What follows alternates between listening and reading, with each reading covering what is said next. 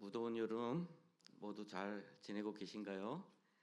모두가 건강하게, 특별히 휴가철인데 또 사건 사고 없이 잘 지내시면 좋겠습니다.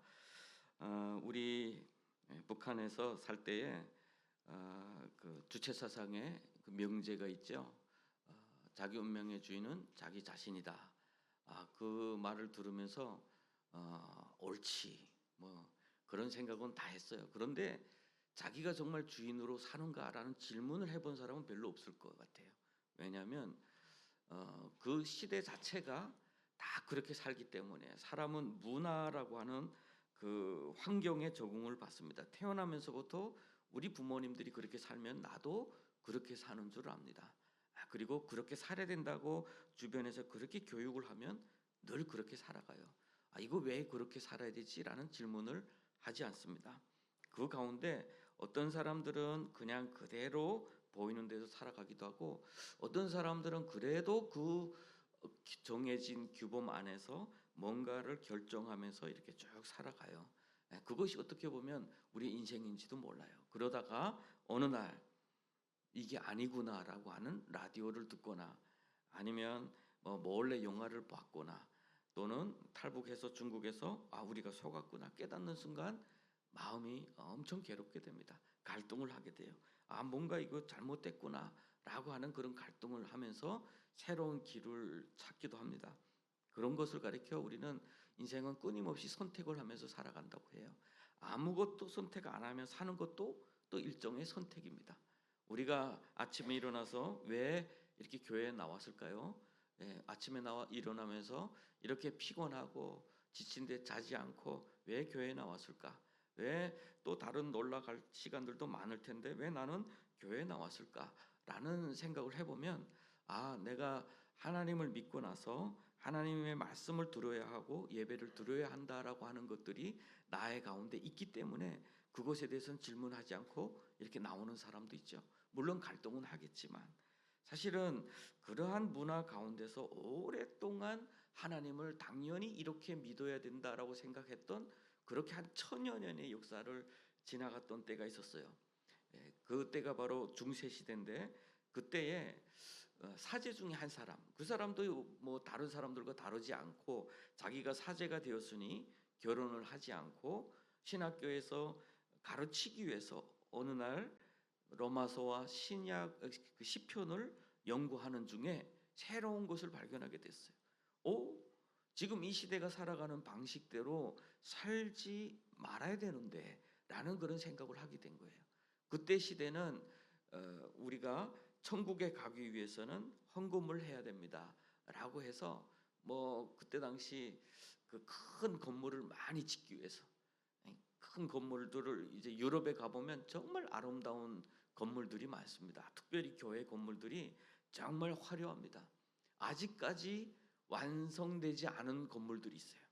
어떤 건물은 뭐 몇백 년 동안 계속해서 이렇게 지어가는 그 건물들이에요. 거기 가보면 어떻게 사람들이 이렇게까지 지었을까? 그 예술 작품으로서도 또 놀랍고 건축물로서도 놀라운 경우들이 참 많습니다. 그렇게 지어야 되니까, 성전 건축을 해야 되니까 돈이 필요하니까 이것을 면죄부라고 하는 것, 당신이 이것을 사면 당신의 죄가 사해지고 또 당신이 예수 믿지 않은 조상들의 죄도 사해지니까 이것을 사세요 라고 해서 그런 일들이 참 많았던 거예요. 그런데 성경을 읽어보니까 마틴 루터라는 사람이 이건 아닌 것 같아요. 그래서 그 1517년도에 95개 조항을 써서 붙입니다. 하나님의 말씀대로 살면 이렇게 되면 안 됩니다라고 하는 것을 붙여놨어요. 결국은 뭡니까? 기준은 이 시대에 이 사람들이 이끌어가는 대세라고 하는, 그리고 이미 고착되어 있는 전통이라고 하는 것이 아니라 하나님의 말씀이 기준이 되어서 살아가야 합니다 라고 하는 것을 선포하기 위했던 거예요. 그런데 그것을 직접적인 이해관계를 가지고 있는 교황청에서는 안 돼, 이 사람 위험한 사람이야 라고 해서 끊임없이 박해를 하려고 합니다. 결국은 내부에서 변화는 일어나지를 않아요. 그렇죠? 우리가 교회 나와야 돼요. 내가 열심히 뭐 살아가고 해야 될 일들도 참 많은데 교회 와서 예배 드려야 된다고 할 때 갈등이 참 많죠. 새롭게 하나원에서 나오신 분들이 특별히 더 그렇죠. 왜 교회에 나와야 되지? 이 시간 열심히 돈을 벌어서 실질적인 어떤 보이는 것들을 취하거나 아니면 그렇게 열심히 일하다 보니까 쉬는 시간이 없어서 그 시간은 좀 쉬거나 이렇게 해야 되는데 왜 내가 굳이 이 시간을 나와야 되지라는 그런 갈등들이 생겨요. 왜냐하면 한 번도 그런 삶을 살아본 적이 없기 때문에 그런 거예요. 한 번도 하나님이 살아계시다라는 것을 들어본 적도 없고 경험해 본 적이 없기 때문에 그렇습니다. 그러다 보니까 예배라고 하는 것에 대한 부담을 느낍니다. 아마 교황청도 마찬가지예요. 여전히 지금까지 자신들이 왕으로서 통치를 하면서 많은 막강한 권력과 누릴 부와 여러 가지 뭐 그것을 누리다 보니까 오름이라고 하는 진리의 말씀으로 돌아가자라고 하는 그 주장조차도 그들에게는 들리지가 않습니다. 허락되지 않아요. 여러분 우리도 마찬가지예요. 우리 살아가면서 이렇게 사는 게 맞다라고 생각하는 것, 이렇게 살아가는 게 맞다라고 생각하는 나에게 요구하는 것들이 많습니다. 내가 살아왔던 경험, 내가 살아왔던 어떤 그 분위기, 그리고 이 시대가 추구하는 것들, 그거에 비하면 말씀대로 살아간다는 것이 별로 나에게는 이득이 없고 오히려 손해만 된다라고 하는 그런 갈등 앞에 섰을 때도 있을 수가 있어요. 하나님을 믿다 보면 그럴 때에 우리는 그 갈등 앞에서 대부분 뭘 선택하느냐? 좋은 것을 선택하면 좋지만 그렇지 않은 것을 선택하는 경우가 많더라라고 하는 거예요. 예. 저도 개인적으로 하나님을 믿고 나서 신앙생활을 쭉 해오면서 그런 과정에서 좋은 것을 선택해서 바르게 섰다면 참 좋았을 텐데 그때마다 나는 나에게 유익한 것을 선택을 하게 되더라. 종교 개혁이 쉽게 이루어지지 않은 것, 결국은 피를 흘릴 수밖에 없었던 이유가 바로 그것 때문이에요. 바뀌지를 않는 거예요. 이미 나는 이 삶에 적응되어 있고 하나님의 살아계심은 이 사람들의 눈에는 보이지 않았어요. 이들에게는 자신들이 하는 말이 곧 하나님의 말씀이었던 거예요. 그러다 보니까 모든 사람에게 성경을 보여주지도 않았고 오직 자신들에게 성경의 해석권이 가지고 있다고 생각을 했던 거예요. 그러다 보니까 마틴 루터가 한 가지 편지를 논문 형식으로 이렇게 쓰게 돼요. 그것이 독일의 크리스천 귀족들에게 고함이라고 하는 그런 논문입니다. 이 땅에서 살아가면서 나름대로의 어떤 땅을 차지하고 나름대로의 경제적인 어떤 부를 누리고 나름대로의 지식을 갖춘 크리스천들에게 한번 들어보십시오라고 하면서 이 논문을 쓰는데 이 글이 어떤 글이냐? 하나님의 말씀에 대한 해석은 만민이 제사장, 만인 제사장 모두가 제사장으로서 모든 사람에게 성경을 볼 수 있는 권리가 있습니다. 그리고 모든 사람의 의회 소집이라고 하는 정치적 권리가 권한이 교황청에만 있는 것은 아닙니다. 라고 하는 성경의 중심으로 됐던 그런 벽들을 허무는 그런 고백을 하는 거죠. 아주 놀랍게 그것이 아주 역사적으로 보면 많은 역할들을 했습니다. 종교개혁을 이뤄내는데 큰 역할을 했어요. 결국은 많은 사람들, 뭔가 선택을 할 수 있는 권한을 가진 사람들이 깨어나야 했던 것이죠. 저는 오늘 본문을 묵상을 하다가 그 제목을 가져다가 크리스천 왕들에게 고함이라고 이렇게 제목을 좀 빌려다가 썼는데 그 이유 중에 하나가 이 땅에서 살아가면서 내가 선택하고 내가 결정하면서 살아가는 작은 왕으로 살아가는 우리들에게 하나님께서 무엇이 중요한지를 정확하게 알려주시기를 바라는 마음으로 이 제목을 사용을 했습니다. 오늘 우리는 아침에 일어나서 무엇을 먹을지, 어디로 갈지, 누구를 만날지, 우리 가정은 어떤 방향으로 나갈지, 어떤 교회로 갈지 모든 것은 우리의 선택을 하고 있습니다. 우리 스스로가 선택하고 있는 것처럼 보여요. 그 가운데서 기준이 하나님의 말씀이어야 하는데 아닙니다. 많은 사람들은 그 기준이 자기 유익이거나 아니면 문화의 흐름이거나 아니면 자기의 가지고 있는 어떤 상처와 어떤 전통, 습관에 의한 것일 경우들이 더 많다라고 하는 거예요. 그래서 오늘 정말 기준이 되는 하나님의 말씀이 여러분들의 삶의 중심이 되기를 바라는 마음으로 오늘 본문 말씀을 함께 나누고자 합니다. 하나님의 말씀이 우리 참된 우리의 삶의 기준이 될 때, 살아계신 하나님께서 정말 우리의 삶을 인도해 나갈 때 우리는 비로소 참된 평화가 무엇인지를 누리게 돼요. 참된 자유가 무엇인지를 누리게 됩니다. 이 땅에서 짧은 인생을 살아가면서 참으로 행복하게 왕자다운 삶을 살아갈 수가 있습니다. 이번에 저는 하와이 비전 트립에 다녀왔어요. 아주 아름다웠습니다. 마음에 소원이 생겼어요. 우리 성도님들 언젠가는 한번 데리고 갔으면 좋겠다. 그래서 여러분들 몰래 계좌를 하나 만들어서 매달 얼마씩 좀 저축하시기를 바랍니다. 때가 되면 하나님께서 허락했을 때 우리 교회 성도님들하고 함께 좀 가서 아마도 하나님이 에덴 동산을 이렇게 만드시지 않았을까? 이렇게 아름답게 이렇게 조화롭게 만드시지 않았을까라는 그런 생각을 하게 하는 곳이에요. 거기는 뱀이 없다고 하더라고요. 하와이는 뱀이 없다고 하더라고요.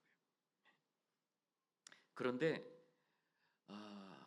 호텔에서 어느 날 아침 다음 날 그날 일정 때문에 아침에 나왔는데 어떤 자매님이 그 전날에 우리 교회 우리가 각각 흩어져서 말씀을 전했어요. 우리 같이 갔던 신학생 목회자들이 그 하와이에 있는 한인교회 가서 말씀을 전했는데 그 교회의 권사님 한 분이 갑자기 교회 그 홀에 나타나신 거예요. 그래서 왜 오셨냐라고 해서 인사를 하다 보니까 우리가 묵는 호텔에서 여행 왔던 한 한인 가족 중에 남편이 밤에 자다가 급작스럽게 돌아가신 거예요. 사망하신 거예요. 그러니까 영사관에다 전화했고 911에다 전화해서 병원에다 가고 그러니까 통역할 사람을 영사관에서 바로 찾다 보니까 우리 자매 전도사님이 가서 말씀 전한 교회의 권사님이 통역자로 그 호텔에 오신 거예요. 얼마나 황무하겠어요. 여행 와서 자녀들을 다 키워내고 이제는 좀 하와이 와서 여행하려고 와서 주무시다가 갑작스럽게 호흡곤란이 와서 그렇게 사망을 했는데 병원에 가서 돌아가신 거예요. 그렇게 울고 계시는데 교회는 다니시냐 했더니 이전에 다녔고 지금은 안 다닙니다 라고 이야기를 하는데 우리가 다 같이 모여서 무엇을 이야기해 줄 수 있겠어요? 그냥 같이 기도를 해줬습니다. 그 후로 어떻게 된지 모르겠어요. 해외에서 아름다운 천국 같은 곳에서도 우리 인생은 그렇게 연약해서 그것이 오히려 저주와 같은 지옥과 같은 그 고통도 겪을 수 있는 것이 우리 인생에 있던 것이죠. 우리 인생에 자랑할 만한 것이 과연 무엇이 있을까라고 하는 거예요. 이 땅에서 살아가면서 우리가 스스로 자랑할 수 있는 많은 것이 과연 무엇이 있을까? 이스라엘 백성들이 400년의 종살이 끝에서 끝내 하나님께서 그들을 불러내 주셔서 40년이라고 하는 광야의 시간을 잘 이겼습니다. 그 가운데 많은 사람들이 불순종으로 도중에 쓰러졌지만 다른 세대가 잘 일어나서 이제는 젖과 꿀이 흐르는 땅을 차지할 때가 되었어요. 우리 탈북민들의 시점에서 보면 국경 건너서 가장 위험한 국경에 건너왔을 때나 같은 것 같아요. 이제는 어떻게 살까? 이제는 건너만 가면 되는 그 시점에서 우리가 지금 가서 복음을 전하고 있죠. 복음을 전해서 하나님 말씀 속에서 말씀을 붙잡고 살아야 됩니다 라고 이야기를 하는데 그 마음으로 하나님께서 그들에게 주시는 오늘의 본문 말씀이에요. 너희들이 넘어가서 그 땅을 차지하고 너희가 거주할 곳을 얻고 난 다음에 너희들이 다른 주변의 민족들과 같이 왕을 세우고자 하려는 생각이 들거든 이라고 하는 그 조건이에요. 우리도 남들처럼 이제는 종이 아니고 노예가 아니고 해방된 사람으로서 당당하게 살아갈 때 주변 나라들처럼 왕을 세우면 관리가 편하고 행정적으로 능하고 그 왕을 잘 세워서 유능한 왕을 세워서 통치를 잘하게 하면 우리가 좀 더 보호받지 않을까라는 생각이 들 때에 하나님께서 하지 말라라고 하는 말씀부터 말씀이에요. 하지 말라라고 하는 말씀들. 먼저는 너의 동족 중에서 세워라라고 하는 거예요. 첫 번째는 동족 중에서 세워라. 형제들 중에서 세워라.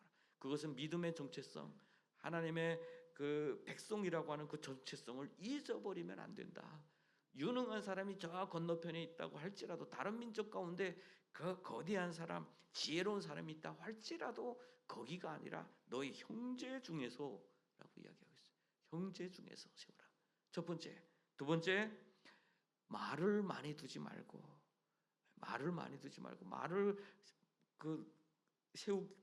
말을 두기 위해서 애굽에 가서 가져오지 말고, 많은 여인들을 취하지 말고, 너희를 위해서 은금을 많이 쌓지 말라라고 하는, 하지 말라는 말씀. 왕 하면 뭡니까? 첫 번째 우리가 떠오르는 것이 뭐예요? 하고 싶은 대로 하는 것. 왕 하면 떠오르는 것. 그런데 먼저 하지 말라는 것부터 말씀하세요. 그리고 그 당시에 가장 위대한 왕이라고 평가될 때는 첫 번째는 군사력이 강해야 돼요. 말이 있어야 되고 병거가 있어야 돼요. 군사력이죠. 두 번째가 뭐예요? 정치적 외교 수단이 강해야 돼요. 친구가 많아야 돼요. 스펙이 넓어야 되는 거죠. 그리고 세 번째, 재물이 많아야 돼요. 재산이 많아야 돼요. 이것이 왕으로서 볼 때에 가장 기본적으로 훌륭한 왕인가, 강한 왕인가, 성공한 왕인가 라를 평가하는 기준이 이 세 가지예요. 그런데 하나님은 이걸 하지 말라고 말씀하세요. 우리 이 땅에서 살아가면서 성공의 기준이 뭘까요? 우리 이 땅에서, 대한민국에서 성공의 기준이 첫 번째, 돈도 많이 벌어야 된다. 그것은 이 시대가 공인하는 거예요. 돈 번 사람을 성공한 사람이라고 이야기하고 있어요. 성공한 사람에게 박수를 쳐줘요. 저는 이게 우리 올림픽 보면요, 그리고 우리 그 TV 조선에서 뭐 하죠? 그 노래하는 거 보고 뭐라 그래요? 다들 TV 안 보고 거룩하게 사시다 보니까 이게 미스터 트롯. 모든 것을 보면 1등에게는 몰아줍니다. 1등은 몰아줘요. 1등하고 2등 차이가 그렇게 심하더라고요. 와, 그래서 이 세상은 성공한 자, 1등한 자만 인정해 주는 거예요. 올림픽에서 전 세계에서 참여하는 그 선수들이 참가만 해도 얼마나 영광이에요. 보통 그 캐나다나 미국에서는 거기 참가했다는 것만으로도 와, 이렇게 한다고 그러더라고요. 근데 여기서는 뭐예요? 금메달, 은메달하고 동메달 별로 쳐주지도 않는 것 같아요. 세상이 그래요. 그러다 보니까 어떻게 하나 성공을 해야 된다. 열심히 열심히 할 수 있는 것 열심히 하라라고 하는 것이 이 세상이 우리에게 끊임없이 알게 모르게 가르쳐주고 있는 것들이에요. 그 가운데서 우리는 그 물을 먹고 자랍니다. 그런 물을 먹고 그런 바람을 쐬면서 그렇게 살아가요. 그러다 보니까 우리는 알게 모르게 우리뿐만 아니라 우리 자녀들에게 요구하는 것들이 바로 그런 것들이에요. 우리 입에서, 여러분, 그 돌생일 할 때 무엇을 제일 많이 잡기를 원하냐라고 할 때 대부분 부모님들이 돈이라고 그러죠. 교회 나오는 부모님들도 여전히 하더라고요. 돈 잡기를 원합니다. 아이들이 뭘 잡느냐? 돈 잡아서 성공하기를 원하는 거예요. 솔직한 거예요. 사실은 그건 나쁜 건 아니에요. 솔직한 거예요. 그런데 그 솔직함이 옳다는 건 아니에요. 꼭 그렇게 살아야 하느냐? 우리 인생에 결국은 70, 80이라고 하는 이 땅에서의 삶이, 그것을 살기 위해서 우리가 무엇을 지불해야 되는 대가들, 그것은 과연 얻는 것만큼의 그것을 가져다 줄 것이냐, 기쁨을 가져다 줄 것이냐. 그래서 성경은 이렇게 말해요. 너희들이 왕이 되고자 할 때 말을 얻기 위해서 애굽으로 돌아가지 말아라. 수단과 방법을 가리지 말라. 하지 않은 것은 하지 말아야 되는 거예요. 애굽에서 나왔기 때문에 너희가 애굽으로 내려가서 그 말을 얻으려고 하지 마라. 그런데 이 말씀이 솔로몬 왕 때 보니까 솔로몬 왕이 열왕기상 10장 27절 28절 그때 보니까 왕이 애굽에 가서 말을 왕의 돈으로 사왔다. 왕과 그 말과 병거를 사왔다라고 하는 것이 그대로 기록되어 있어요. 신명기에서는 분명히 애굽으로 가서 사오지 말라고 했는데도 이들은 사왔다고 공공연하게 기록이 되어 있어요. 왜 그랬을까요? 솔로몬만큼 하나님으로부터 지혜를 받은 사람이 어디 있습니까? 솔로몬이 그 성경은 이야기해요. 넌 하지 않은 것이 세상 만물 중에 아무것도 없다는 거예요. 그렇죠? 개미에게도 이 얘기를 했어요.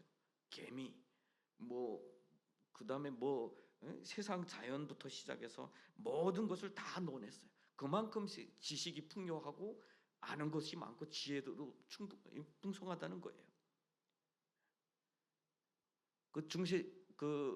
우리 근대사의 니체가 그랬다고 하더라고요. 니체가 철학자 니체가. 그래서 독일에서는 니체가 말하기를이라고 하는 말을 뒤에다가 뭘 붙이면 대부분 맞대요. 그만큼 니체는 모든 영역에 대해서 다 이야기를 했다고 하더라고요. 이게 그래서 웃기는 말로도 이야기를 하는데 농담으로 니체가 말하기를 이렇게 하고 뒤에다가 무슨 말을 붙이기. 솔로몬이 그 정도로 지혜로웠던 사람인데 그 사람이 그것을 하나님께서 이미 주신 말씀은 기억하지 않았다, 새기지 않았다, 옆에 두지 않았다라고 하는 거예요. 그리고 아내를 많이 두었죠. 아내를 많이 둔다는 것은 무엇입니까? 아내를 많이 둔다는 것은 단순히 여자를 좋아했다는 의미가 아니에요. 그 시대는 아내를 많이 두었다는 것은 정치적인 어떤 협력을 많이 가졌다라고 하는, 외교 관계를 많이 가졌다. 지금처럼 영사관을 두고 대사관을 두고 이런 방식이 아니라 그 나라의 공주를 아내로 맞이함으로 인해서 그 나라와 관계를 맺었던 거예요. 그래서 우리 역사에도 우리 고려 초기에 왕건이라고 하는 그 왕이, 첫 번째 왕이 이름이 자꾸 왔다 갔다 해. 첫 번째 고려를 세운 첫 번째 궁예 우리 잘 알고 있죠. 우리 북한에서도 궁예에 대해서 자꾸 이야기를 하죠. 근데 궁예가 워낙 마음이 독하다 보니까 패망하고 왕건이 나라를 잘 안정시켰는데 그때 평가가 뭐냐? 호족들이라고 하는 그 지방 영주들의 딸들을 아내로 맞이해서 그들을 왕족으로 만들어서 나라를 평안하게 만들었다. 그래서 아내를 29명을 취했다라고 하는 것을, 정치를 잘했다는 것을 평가를 해요. 결국은 뭡니까? 아내를 많이 두지 말라라고 하는 건 그 시대에 모든 그런 방식으로 당연하게 그 시대가 그렇게 사는 것이 맞다고 보는 시대에 하나님의 말씀이 취하지 말라라고 하는 것은 너무 충격적인 말씀이에요. 그러면 어떻게 외교 관계를 맺지? 어떻게 나라들과 외교 관계를 맺고 살 수 있지라고 하는 너무 충격적인 말씀. 그런데 여러분, 역사가 증명하고 있죠. 그렇게 아내들을 많이 취해서 아들들을 낳아서 그 아들들이 왕권 때문에 서로 다투고 싸우면서 얼마나 많은 비극적인 일들이 생겼는지 성경도 이야기하고 오늘 우리 시대의 역사도 이야기를 하고 있습니다. 우리 조선 시대의 연산군이라고 하는 그 폭군이 왜 그렇게 폭군이 됐느냐? 그리고 자기 엄마가 사약을 받고 죽은 거예요. 사약을 내려서 결국은 그 알력 관계 때문에 사약을 먹고 죽은 것을 알은 거예요. 훗날에 그 복수를 하느라고. 그리고 정신도 그때부터 돌아서 그렇게 살았다, 그런 기록이 있어요. 결국은 사람들은 그걸 통해서 나라를 세우고 강대하게 하려고 하고 있지만 하나님의 눈에는 얼마나 이것이 위험하고 얼마나 지혜롭지 못한 행위인지를 하나님은 다 아시기 때문에 말씀을 하신 거예요. 오늘 마찬가지예요. 우리 스스로 자랑할 수 있는 것들이 얼마나 많습니까? 사람의 눈을 피하는 것. 그래서 이번에 여행지에 가보니까 딱 느낀 거 있어요. 여행지에서는 사람의 눈치를 안 보는구나. 왜냐하면 옷을 대부분 벗고 다니는 것을 보니까 저 사람들이 자기 사회에서도 저렇게 벗고 다니지는 않을 텐데. 그래서 사람은 얼마나 거기에 대한 숨기고 살고 감추고 살고 척하면서 살아가는 모습들이 얼마나 힘들까라고 하는 거죠. 그래서 하나님은 우리에게 하시는 말씀이 있어요. 첫 번째가 수단과 방법을 가리지 않고 자기 힘을 쌓으려고 하지 마라. 뭐로 가도 바로 가도 서울만 가면 된다라고 하는 그런 우리 속담이 있어요. 그래서 옛날에 우리가 중국에서 예수님 믿고 막 이렇게 뜨거울 때 우리 한국에서 어떤 목사님이 오셨어요. 오셔서 이렇게 설교 중에 저희들한테 질문했어요. 우리 속담에 뭐로 가도 바로 가도 서울만 가면 된다는 말이 있는데 맞습니까? 라고 했어. 근데 우리는 이해를 잘못했어. 이런 속담이 있는 것이 맞습니까? 라고 아는 거예요. 하니까 네 했거든요. 한결같이. 크게 욕먹었어요. 이 나쁜 놈들 이렇게 하고. 사실 어찌 보면 우리는 뭐로 가나 바로 가나 서울만 가면 된다라고 해서 살아온 사람들인지도 몰라요.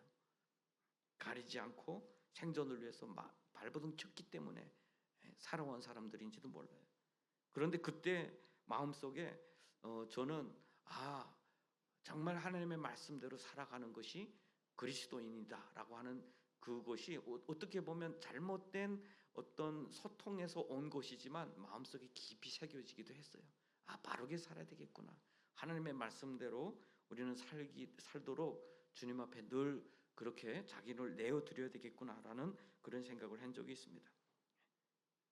그리고 은금을 많이 쌓아두지 말라. 은금을 많이 쌓아두지 말라. 자, 은금은 참 필요합니다. 이 시대에 살려면 정말 필요한 것들이 돈이에요. 돈 없으면 어떻게 여행을 가겠습니까? 여행 가서 어떻게 즐길 수가 있겠습니까? 그런데 하나님이 하시는 말씀은 너를 위해서 은금을 많이 쌓아두지 말라. 결국은 뭡니까? 필요가 아니라 과시고, 그리고 어떻게 보면 필요가 아니라 단순히 자기 욕망을 채우기 위한 수단으로서의 그 은금을 말하는 거예요. 하나님은 우리에게 오히려 복의 통로가 되기를 원하셔요. 그래서 우리 크리스천들은 돈을 많이 벌기도 해야 됩니다. 많이 벌어서 성공한 사람도 있어야 돼요. 이번에도 보니까 제가 우리 이민의 첫 길을 열었던 분들이잖아요. 120명, 102명이라고 하는 것 같기도 하고, 그리고 훗날에 1902년부터 시작해서 1905년까지 7,000명이 우리 그 이민을 간 거예요. 하와이에 가서 한 일이 10시간 동안 사탕수수를 벤 일을 한 거예요. 그때는 지금처럼 비행기로 10시간 가는 게 아니라 배를 타고 한 달, 두 달씩 가서 한 곳이 매일 10시간씩 사탕수수를 베서 일을 했는데, 거기에 시처럼 쓴 글을 봤더니 채찍질을 맞으며 라는 구구절이 있어서 이분들이 일을 못하면 채찍도 맞았나 이런 생각이 들어요. 그런데 돈은 잘 받은 것 같아요. 받았는데 받아서 10의 1조를 하나님 앞에 드렸고 또 국민 헌금을 냈어요. 자기가 회비. 그래서 그것은 독립자금으로 또 바쳤어요. 열심히 돈을 벌어서 그렇게 헌신을 했던 거예요. 그래서 세웠던 학교를 훗날에 팔아서 그 돈을 우리 이 인천에 보내서 인하대학교, 인천과 하와이라고 하는 첫 글자를 떼서 인하대학교가 생긴 거예요. 여러분, 그분들이 10시간 피땀으로 일해서 번 돈으로 다음 세대 학교를 세웠고, 이 나라가 건국이 될 때는 인하대학교를 세우라고 대학을 세우라고 돈을 또 보내줬던 거예요.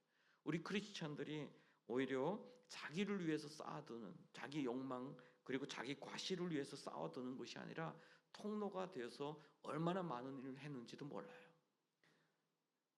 우리 탈북민 성도님들 중에, 그리고 이곳에 교회에 나오는 많은 성도님들 중에 부자도 많이 생겼으면 좋겠습니다. 또 하나님이 또 그렇게 세워 가실 줄로 저는 믿습니다. 이번에 정말 배용준 씨가 산다는 아파트에 들어가 봤는데요.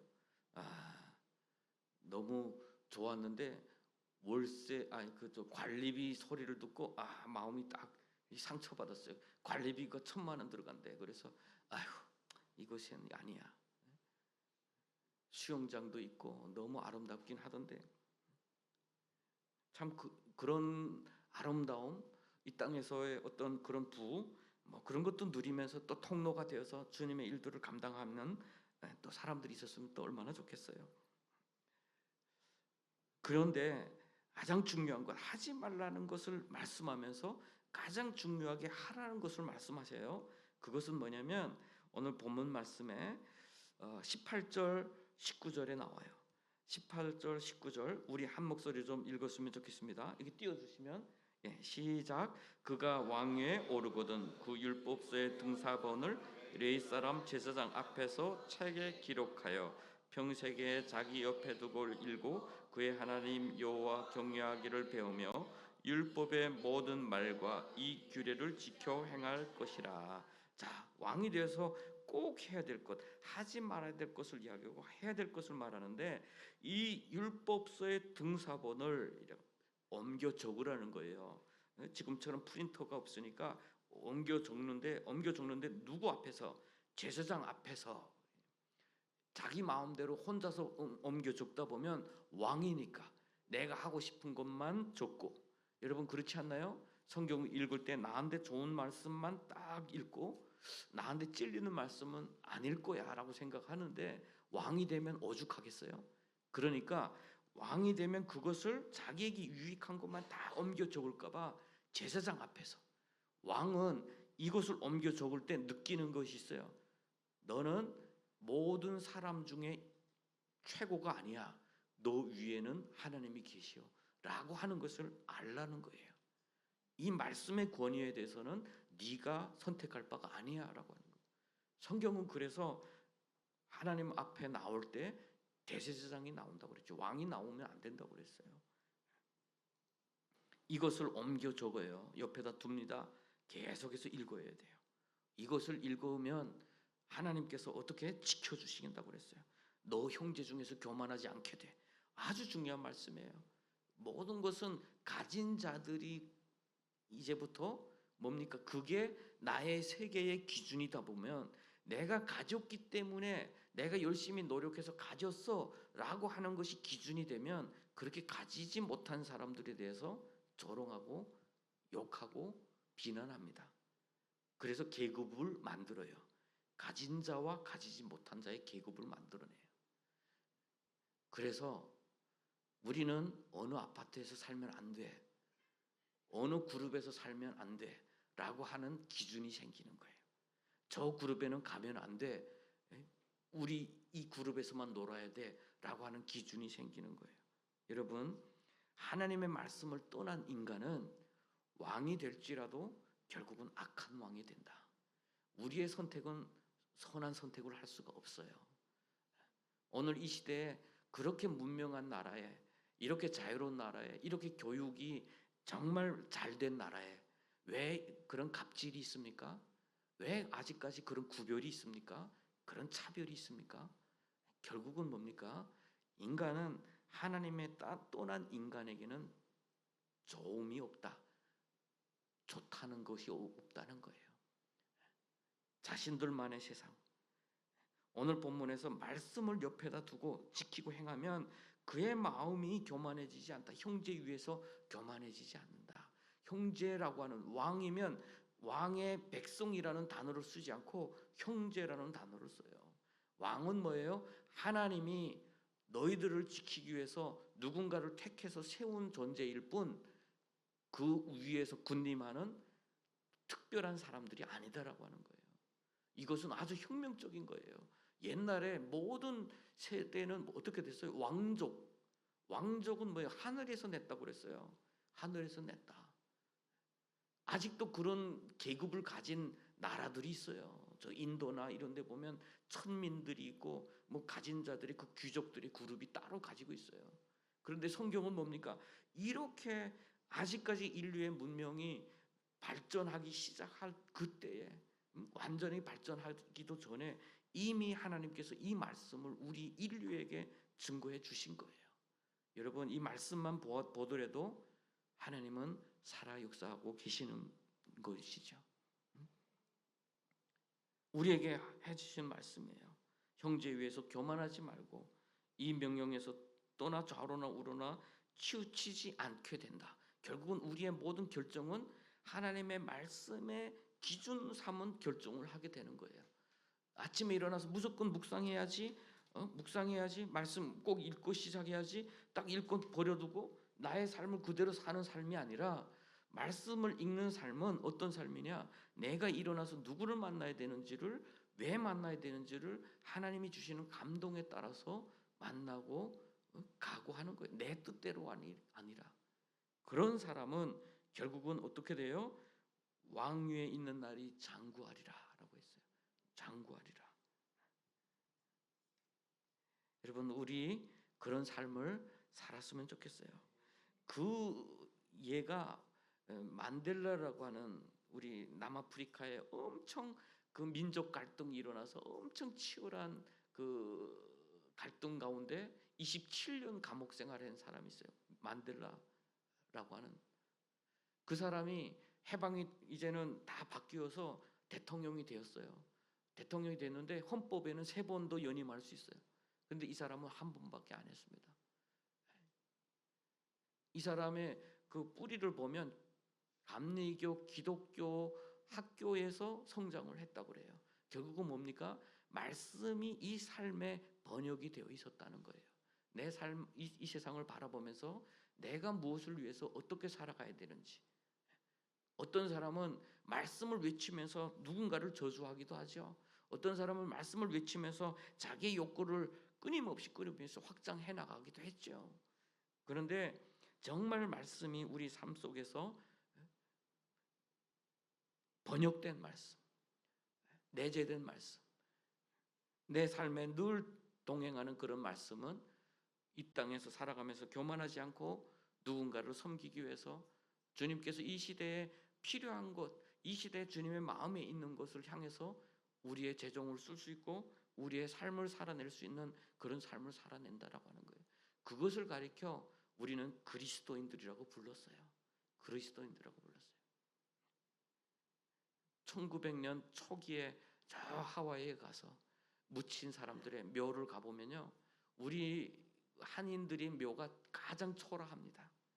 중국인들의 묘는 중국 본토의 묘처럼 아주 거대하고 일본 사람들의 묘는 아주 깔끔하고 화려해요. 그런데 우리 사람들의 그 묘는 아주 초라하더라고요. 다 글도 잘 지워지기도 했고 누가 잘 돌보지를 않는 것 같아요. 그런데 그 묘가 그들이 잘 살았음을 평가하는 것일까요? 그들의 묘비명이 훌륭하다고 해서 그 묘비석이 크다고 해서 그들의 인생이 잘 됐다고 평가하는 것일까요? 아니죠. 그들은 오히려 그 어려웠던 그 흑암에 우리 민족이 가장 어려웠던 시간에 가서 정말 주님의 몸된 교회를 위해서 자기의 그 열심히 벌은 11조를 주님 앞에 드렸고 자기가 내가 대한민국 국민이기 때문에 나는 회비를 내야 되겠다 그래서 회비를 따로 내서 독립운동을 끊임없이 뒤에서 도왔던 분들. 그렇지만 그분들의 사망 연도를 보면 해방되기도 전에 사망하신 분들이 꽤 많아요. 해방조차도 보지 못하고 돌아가신 분들. 여러분 하나님이 원하시는 건 결국은 뭡니까? 우리 이 시대에 우리의 인생을 허락해 주신 이 시대에 주님의 말씀과 동행하면서 살아내는 것.